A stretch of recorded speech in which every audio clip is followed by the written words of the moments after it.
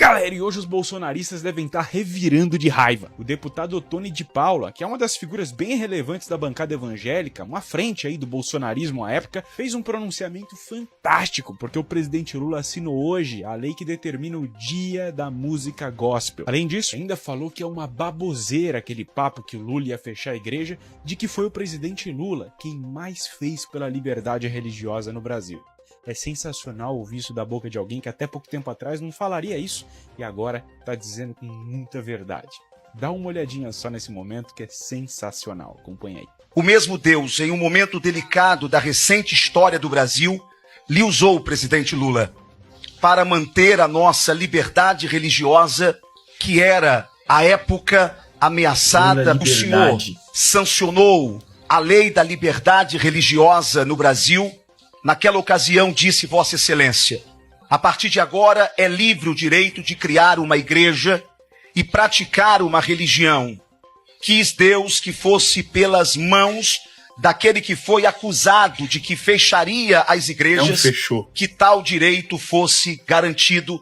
Agora é no seu governo, presidente Lula, que o projeto que cria o Dia Nacional da Música Gospel seja sancionado pelas mãos de Vossa Excelência, virando lei nacional. Talvez estejamos entre os brasileiros mais contemplados pelos programas sociais de seu governo, já que os mais pobres e necessitados, os quais Jesus sempre dedicou a maior parte do seu tempo, formam a maioria esmagadora de nossos irmãos. A visão social de seus governos, que essa gente humilde de Deus tem o poder ou tem condições de comer por causa do Bolsa Família e onde morar por causa do Minha Casa e Minha Vida.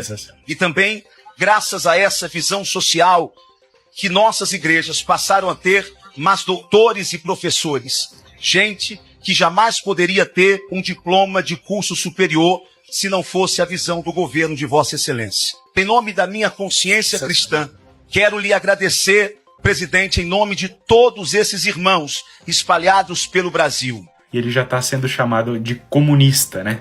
Pelos bolsonaristas.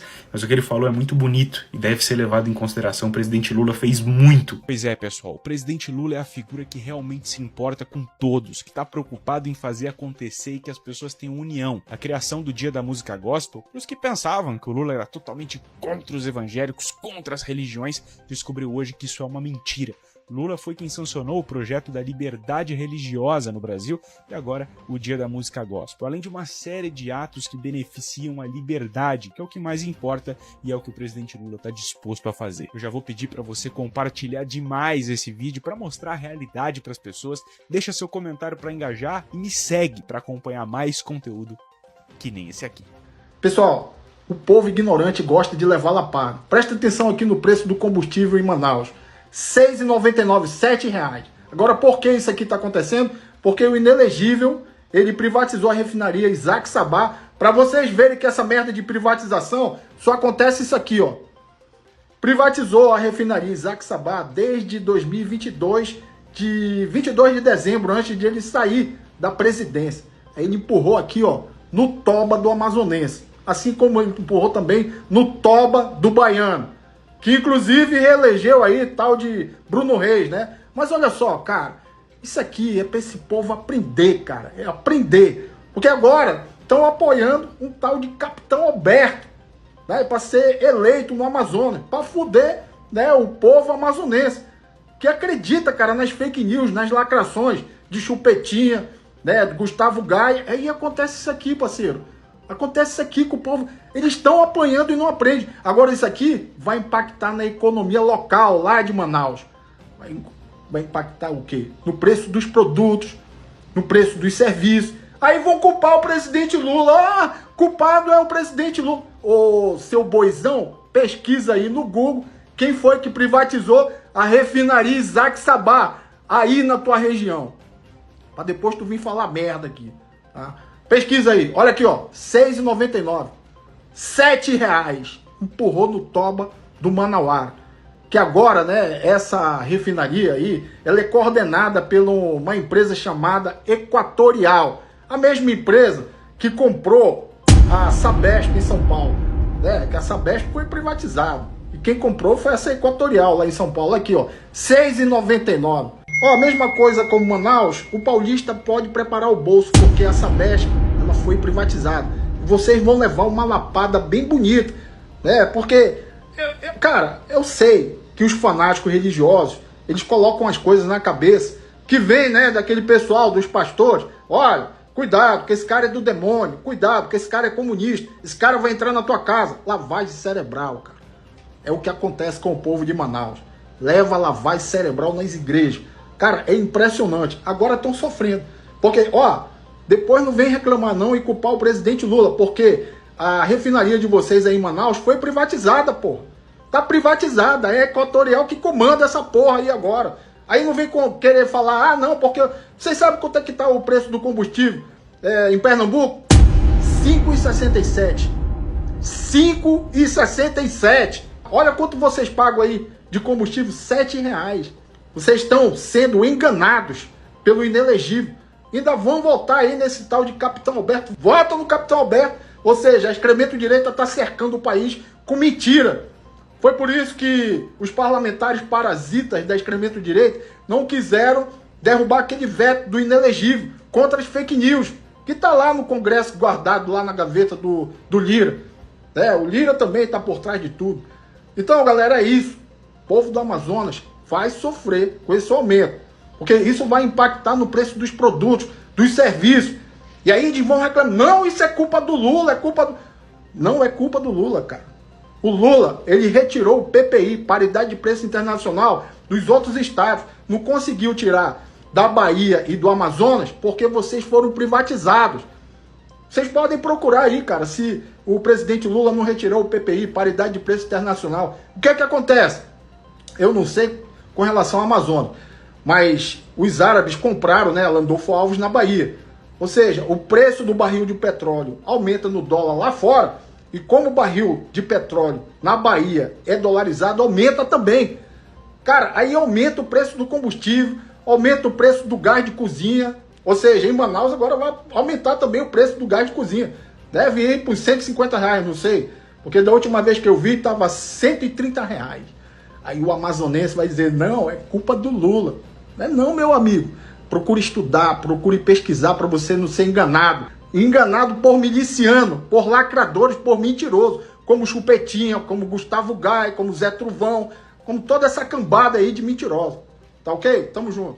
O presidente Lula sancionou sem vetos a lei que aumenta a pena para o crime de feminicídio. A punição era de 12 a 30 anos de prisão e passou a ser de 20 a 40 anos. Essa nova lei cria um artigo específico no Código Penal para o assassinato que é motivado pelo fato de a vítima ser uma mulher. Aumentam também as punições para o descumprimento de medida protetiva e para a violência doméstica contra mulheres. O Congresso aprovou a lei no mês passado. Gente, essa lei agora... Olha, eu acredito que agora com essa lei o feminicídio vai acabar. Porque aumentar o tempo de punição com certeza vai fazer acabar o feminicídio. É isso que a gente estava precisando, aumentar o tempo de punição, de cadeia das pessoas que assassinam mulheres por elas serem mulheres. Para quem acredita que isso vai acabar com o crime de feminicídio ou vai reduzir, sinto muito. As pessoas vão continuar sendo feminicídias e elas não vão nem saber que essa pena aumentou. Que grande feito esse, né? De aumentar a pena para os feminicidas. Pobrezinho daquele que acredita que isso vai mudar alguma coisa. O prefeito Ricardo Nunes foi desafiado a provar que não recebeu dinheiro de corrupção na máfia das creches ou de qualquer outra acusação de corrupção. O Guilherme Boulos pediu que o prefeito Ricardo Nunes abra os sigilos bancários pessoal e da empresa, mas o Ricardo Nunes se recusou. A provocação foi feita no debate de ontem na TV Bandeirantes. Aliás, quero te fazer um desafio aqui. Eu abro agora o meu sigilo bancário da minha conta. Você abre o seu? Te desafio para abrir. Você abre para a sociedade de São Paulo saber se você de fato é limpo como está dizendo que é? Olha, chega a beirar o ridículo. Ele está desesperado. 58% de rejeição, não vai ganhar nada. Vai perder mais uma. Acabou o tempo dele, essa é a resposta. Silêncio. Ele infelizmente não respondeu, vamos ver se no bloco seguinte ele responde se abre o sigilo. Eu abro o meu. Já que você não tem nada a esconder, abra o seu sigilo, Ricardo. Faça isso. Não, cuidado, fica calmo, fica tranquilo. Mas abra o seu sigilo. O Guilherme Boulos, 50, refez o desafio, disse que ele mostraria as próprias movimentações bancárias se o prefeito e candidato Ricardo Nunes fizesse o mesmo. De novo, o bolsonarista Ricardo Nunes se recusou. Só para reforçar aqui a pergunta, e você respondeu de maneira meio torta, você topa mesmo abrir o sigilo bancário da sua conta do Santander, das contas de todas as suas empresas? Se topar, a gente já chama o advogado no fim do debate, assina, eu abro o meu, abro o seu amanhã. Tá certo isso? Rapaz, eu não sou investigado em nada. Eu tenho uma vida absolutamente limpa. Eu sou empresário. É isso, quem não deve não teme. Se o Ricardo Nunes diz que não recebeu e não recebe dinheiro de corrupção, deveria aceitar o desafio e mostrar as contas bancárias. Mas não, né? Eu quero gente honesta na prefeitura. Por isso vou de Guilherme Boulos, 50, com Marta Suplicy como vice e apoio do presidente Lula. O Guilherme Boulos estava com a língua igual chicote ontem no debate e conseguiu deixar o Ricardo Nunes numa situação um pouco constrangida. Ele desafiou o Ricardo Nunes a abrir o seu sigilo bancário, semelhante ao que ele fez, para que o prefeito tenha a oportunidade de provar que não recebeu um cheque no esquema das creches no qual ele está sendo investigado. O Nunes se engasgou, ficou nervoso ao ponto de derrubar até os seus papéis que estavam na mesa. O Boulos questionou então a uma declaração que o seu vice deu, dizendo que moradores da favela deveriam ser tratados de maneira diferente dos ricos. O Nunes gaguejou, fugiu do assunto e não respondeu. Além da máfia das creches, o Boulos disse que o Ricardo Nunes está sendo investigado, e é verdade, pelo Ministério Público, sobre as suas obras superfaturadas. O Ricardo Nunes teve um aumento assim exponencial de obras sem licitação e superfaturadas, incluindo superfaturamento de água e marmita para a população carente. E a maior parte dos contratos favoreceu um compadre do Ricardo Nunes. Perguntou também ao Nunes por que ele colocou para trabalhar em um dos seus gabinetes responsáveis por obras sem licitação o cunhado do Marcola. A lapada foi tão grande que o Nunes até hoje está tonto. O Boulos também chamou o Ricardo Nunes de prefeito omisso, a não querer assumir responsabilidade pelo apagão de São Paulo e querer colocar a responsabilidade somente no governo Lula, e perguntou ao Ricardo Nunes se ele queria que o presidente Lula viesse podar as árvores de São Paulo, porque nem isso a prefeitura dele faz. Falou também que era mentira do Ricardo Nunes de dizer que só o governo é responsável por fiscalizar a Enel. Ele falou que a ACESP, que é uma agência ligada ao governo do estado de São Paulo, também tem responsabilidades em fiscalizar a Enel. Teve até um abraço do Nunes ao Boulos, que foi mais falso do que uma nota de R$3. E o ministro de Minas e Energia do governo Lula também desmentiu o Ricardo Nunes, que disse que o governo Lula já estaria com o contrato da Enel pronto para ser renovado. O ministro disse que o Ricardo Nunes aprendeu rápido com o Pablo Marçal a mentir, que o contrato da Enel terminará em 2028 e que não vai ser renovado. O ministro também criticou a ANEEL, que há meses recebeu denúncias do próprio ministro e não está investigando e não está fiscalizando a Enel como deveria. Relatou que a ANEEL ela é composta majoritariamente por bolsonaristas indicados pelo Bolsonaro e que trabalham contra o governo e contra a população brasileira. A ANEEL já poderia sim ter rompido esse contrato com a Enel por caducidade devido a Enel não cumprir com o que está no contrato de prestação de serviço. Diz que o ministério dele só tem 146 servidores, enquanto a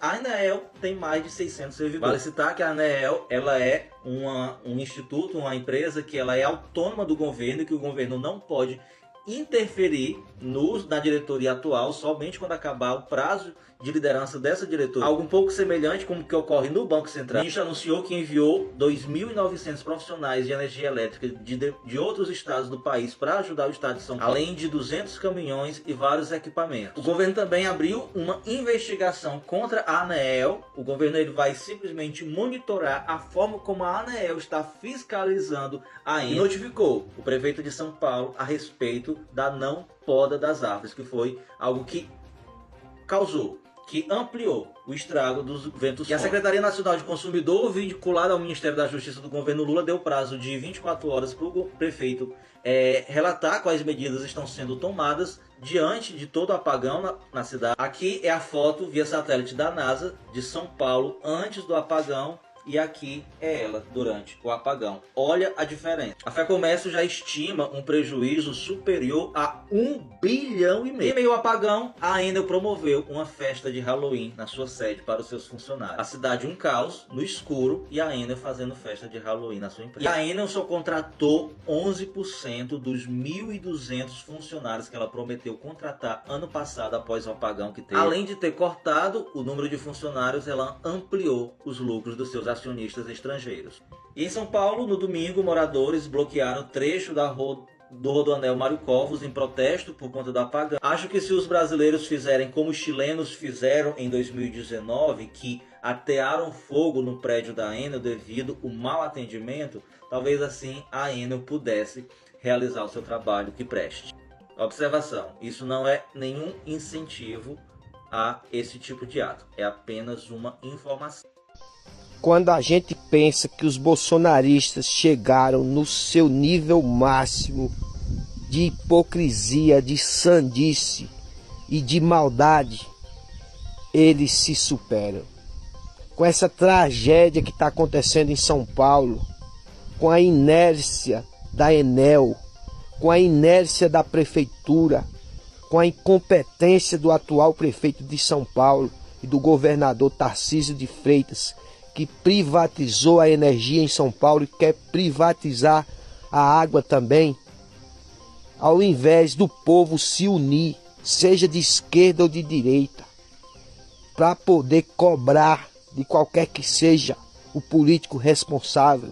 E nesse caso não resta dúvida de que o prefeito de São Paulo e o governador são os responsáveis, porque embora a Enel tenha responsabilidade direta, a Enel é uma empresa privada que visa o lucro, e foi isso que a gente denunciou durante toda a discussão do processo de privatização. É isso que a gente está denunciando no processo de privatização da Sabesp. A gente, o bolsonarismo, essa gente se uniu agora para botar culpa no governo federal. É brincadeira uma coisa dessa. Que tipo de gente é essa? São Paulo precisa de um prefeito urgente. A oportunidade é agora. Segundo turno, São Paulo precisa de Guilherme Boulos prefeito. Com Ricardo Nunes não dá, está comprovado. Estamos no escuro. São Paulo está parado. Por quê? Porque quem cuida da privatização da Enel é o governo Nine. É o governo Lula, que está deixando todo mundo aqui em São Paulo no escuro. A culpa não é do Tarcísio. Ele mesmo disse, se tivesse na mão dele, seria diferente. Porque aqui em São Paulo, nós temos a privatização que funciona. A CPTM, que oferece um serviço de primeiro mundo. Eu vou mostrar o vídeo para vocês da categoria dos serviços oferecidos pela Enel.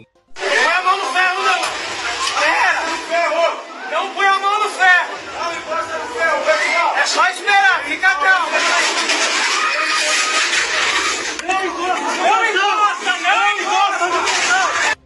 É, parece que não tá bom não. Privatiza que melhora, é o que eles dizem. Mas o povo diz que só piora. Meu Deus, quem será por nós?